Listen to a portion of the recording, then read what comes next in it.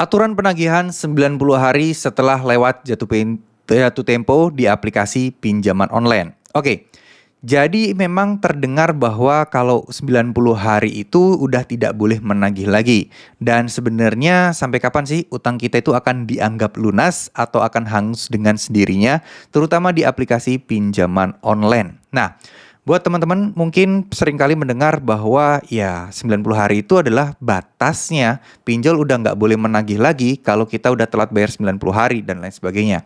Apakah benar lunas otomatis dan kita nggak perlu bayar lagi? Jawabannya tidak.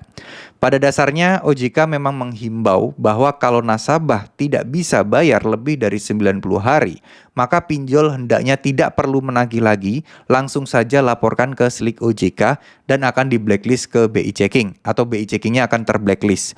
Dan satu hal lagi juga, jika nasabah telat bayar, pastinya ada denda dan itu sesuai dengan aturan dan ketentuan yang berlaku.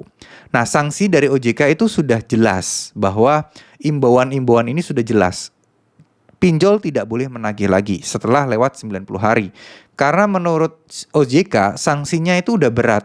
Kalau udah masuk ke Slik OJK-nya kredit macet, dia nggak akan bisa pinjam apapun lagi. Nggak akan bisa KPR, nggak akan bisa cicil rumah, cicil mobil, dan lain sebagainya. Semua hal yang berhubungan dengan pinjaman-pinjaman, permodalan akan ditutup aksesnya. Ini kenapa berat? Karena ya kita harus berpikir panjang, berpikir dalam gambaran besarnya. Itu akan dipersulit dalam melakukan aktivitas apapun yang berhubungan dengan ya permodalan, pendanaan, dan lain sebagainya. Tapi tentu saja kenapa kok masih banyak yang ditagih setelah lebih dari 90 hari? Nggak lain dan nggak bukan adalah ya siapa sih yang mau rugi? Siapa sih yang mau kehilangan uangnya?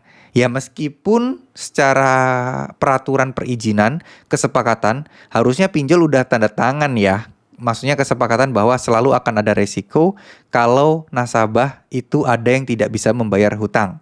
Itu udah catatan, itu udah kesepakatan, di mana sebenarnya pinjol pun ya menyetujuinya. Tapi ya kembali lagi, ya siapa yang mau kehilangan uang? Pasti mereka akan terus berupaya untuk melakukan penagihan.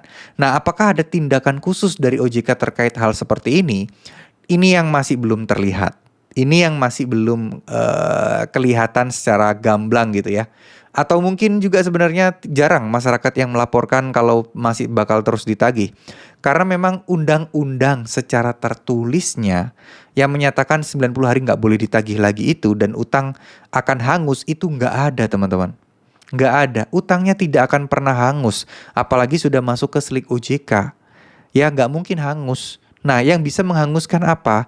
Yang bisa menghanguskan adalah pinjolnya sendiri. Pinjolnya akan menghapus utang kalian, akan membuat utang kalian lunas, diputihkan lah misalnya seperti itu. Jadi ya kalian bisa terbebas lagi, gak perlu bayar, utang otomatis lunas. Tapi yang jadi tapinya nih ya, itu probabilitas. Nggak semua orang bisa mendapatkan fasilitas yang sama.